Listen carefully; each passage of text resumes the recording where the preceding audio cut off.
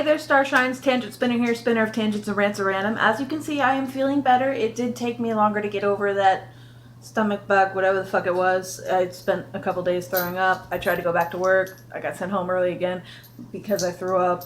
My paycheck's gonna look like shit. But I'm feeling better today. I worked my whole shift. I did good. Merlin's here. Actually, the cat's making faces at us from the corner, so I have Merlin's bed. Go chew on that. But yeah, no, I'm here for with the next part of WebMage. When we left off, he had gone through the fairy ring, which was like some trans-dimensional flue, like from Harry Potter. So, Melchior had gotten pissy with him because he was still in goblin form. So this is part 2 of chapter 7. Yeah, chapter 7. Alright guys, so he's going to go find Cerise. See how well that works out. Well, no, he had already found Cerise. That was it, yeah. Or had he?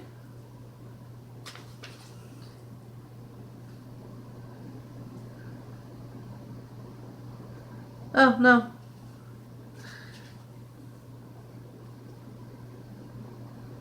Or had he? Give me a second. Let me go pause. It's been a bit since I've read this. Give me 1 second.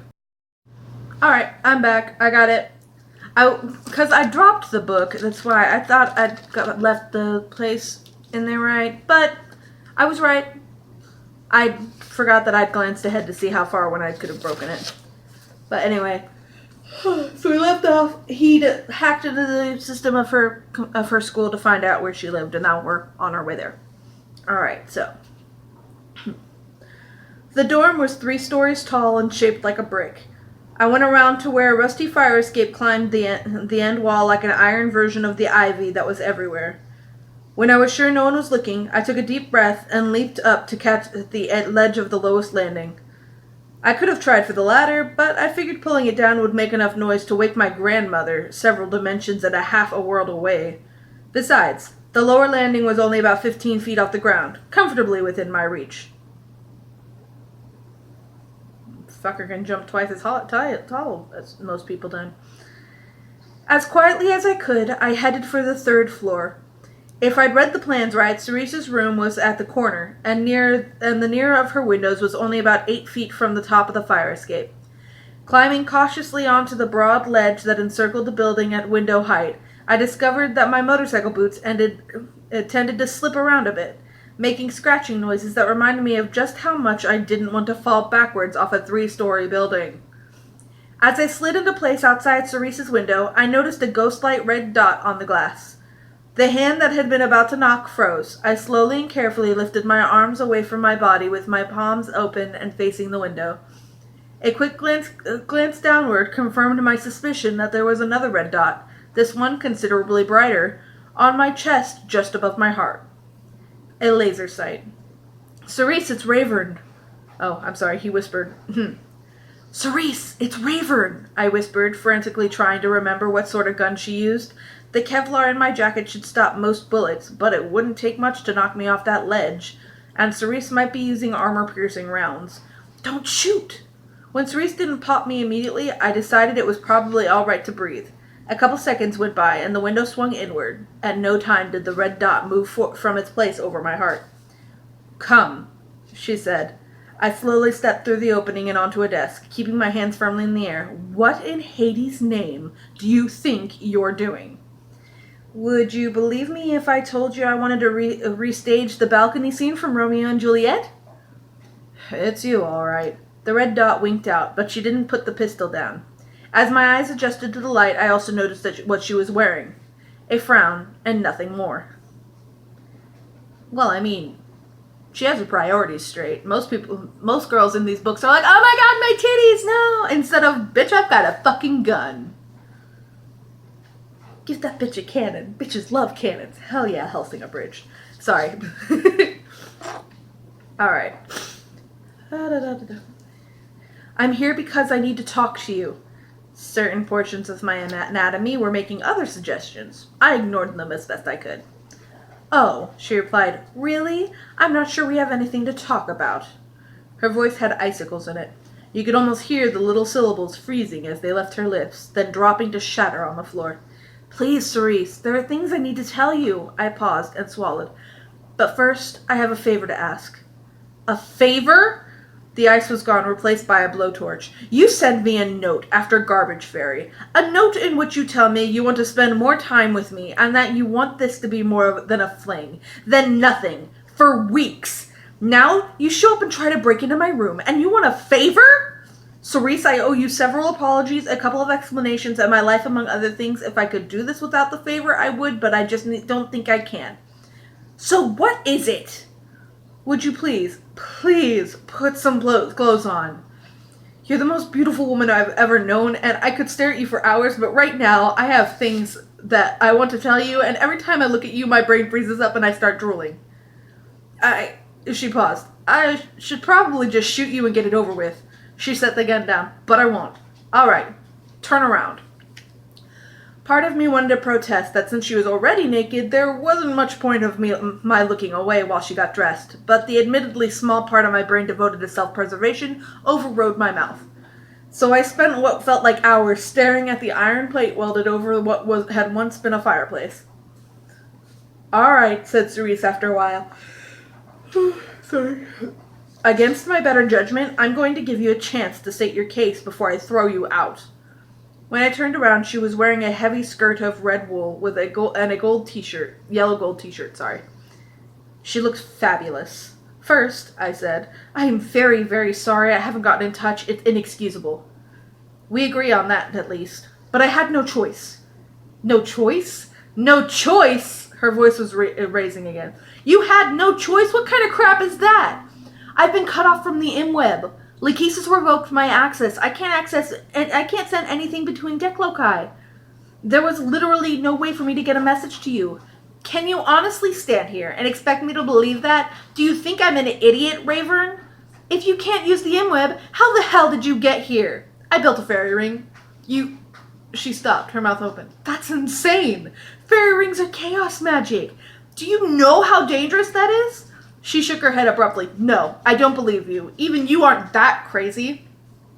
I could take you to the terminus on this end, I said, quickly. It let me out by the student union. I sealed it to keep it from swallowing up innocent bystanders. Would that be proof enough? She nodded. Show me. Dun dun dun. Again, bitch has her priorities straight. It would be like somebody living... An example of what's going on here would be like somebody having started dating someone in New York City and they live in fucking Australia. No contact, nothing. And then they get told that they've been, and then they just show up at your house and the Australian dude's like, the fuck is this? That was a really bad accent. I apologize to all Australians. And you're just like, listen, bro, I know that I haven't met you, I haven't seen you for like fucking ever. But I've been banned from airports. And they'd be like, bitch, how the fuck did you get here if you're banned from airports? And he's like, sea turtles. I used guitar strings to tie sea turtles together to ride them here. I was going to play you a song while I can't, but all I have left is this ukulele. And they're like, are you fucking serious? Fucking sea turtles? I can show you, bro. They're still tied up together. I parked them down by the dock. Okay, let's fucking see this. And you go down, and there are sea turtles tied together by a guitar string that have obviously been used as a life raft for a while. And I'd just be like, okay, first of all, set those fucking sea turtles free, but also, what the fuck, bro? So yeah, the fairy ring is the equivalent of riding sea turtles across the oceans. I almost said the Atlantic. Is it the Atlantic? I think it's the Atlantic. Pacific's on the other side. It's the Atlantic... and then something or other. I don't know, seas. I don't see seas. Alright, but so we have the next part. Give me 1 second. My time's running up. 3, 2, 1. 1, 2, 3. Alright. I'm gonna read a bit longer now.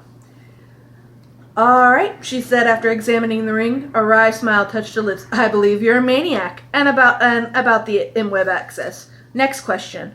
Why did she cut you off? So I told her about the nocturnal visit I'd received from my grandmother and about St. Turing's. As we talked, we walked, heading slowly across the campus. It seemed to be earlier in the season here, more late fall than early winter. The dead leaves crackled underfoot. We'd just reached the steps of the main library when I finished my account. But that's less than half the story, I said, turning onto the stairs, and I owe you the whole thing. I stopped. From here on out, everything I said was going to be filtered through Atropos' curse. I wanted to scream. Instead, I turned to the concrete wall that ran beside the stairs and smacked my forehead against it. Cerise looked at me curiously, but didn't say a word. Instead, she continued upward and took a seat at on the top step. I sat down a few feet away. It was a good place to talk, well above the general level of the campus, where no one would sneak up on us. The silence stretched out, and the expression on Cerise's face began to darken.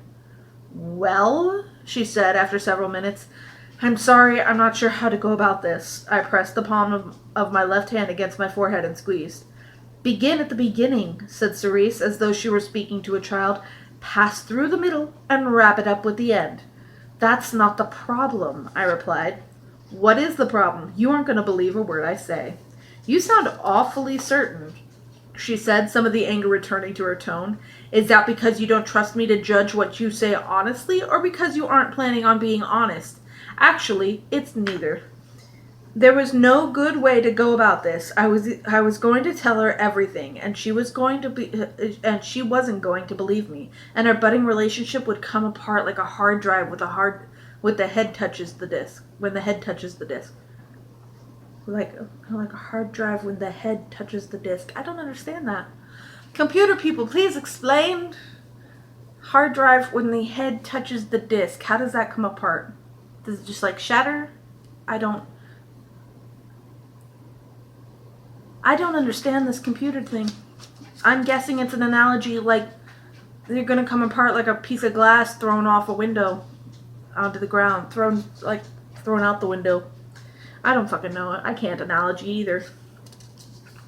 "Look," I said finally, "for reasons I can't explain beforehand, I know you're going to find this unbelievable. The only thing I can do is ask you to listen to the whole thing before you make any judgments. Will you do that for me?"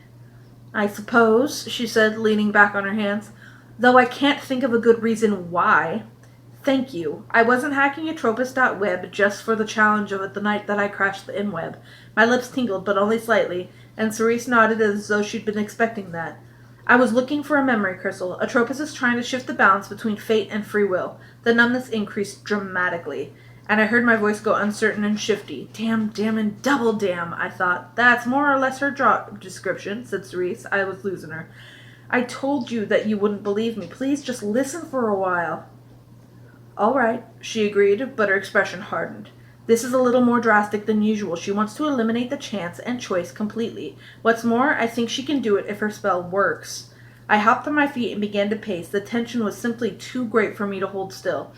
I told her everything that had happened since Atropos had approached me about the puppeteer. Every word came out sounding like the desperate slitherings of a pathological liar, and my mouth went so numb I lost all track of my tongue. By the end, I'd bitten it pretty badly at least twice. I couldn't feel it, but I could taste the blood in the back of my throat. I studied Cerise's face, trying to gauge her reaction. Her brow was wrinkled in an intense frown of concentration. It wasn't the expression I wanted, but it was better than I'd expected. "You don't believe me," I said, a statement rather than a question. "No," she replied, and it felt as though someone had hit me in the stomach. "But I know you're telling the truth. It's an amazing feeling. The emotional half of my brain is sure you're the biggest liar since Hades told Persephone the pomegranates were delicious and completely harmless. But at the same time, the thinking half knows you're telling the truth." "What?" "Whip? What the fuck was that, Cody?" "Whit? Whit?" Sorry, I just realized I said "what" really weirdly. "What?" Sorry. My computer clicked off, but apparently I can't say "what" in a questioning, disbelieving manner without being "what?" She was supposed to be calling me nasty names and walking out of my life. It was the last thing in the world I wanted to happen, but I'd been bracing for it so hard that her actual response left me severely off balance. I stopped pacing to face her. "How do you know?" It's not my secret to share," she said. She reached up and caught my right hand. poor payback for your courage in telling me an unbelievable truth, but the best I can offer at the moment. Thanks for trusting me. You're welcome. Okay. I'm actually going to stop there because we're almost at the end, but my phone memory is already going off. I'm probably going to lose you guys in a couple more seconds if I don't hurry. So, Tangent's going to spin on out of here. You guys know how YouTube works. Like, comment, subscribe. I'll see you guys for part 3 of Chapter 7 of WebMage. We're getting into the shit now. So, yeah. I will see you guys there. So, remember, you're all my sunshines, okay? Have a nice day, night, whatever time it is. Toodles.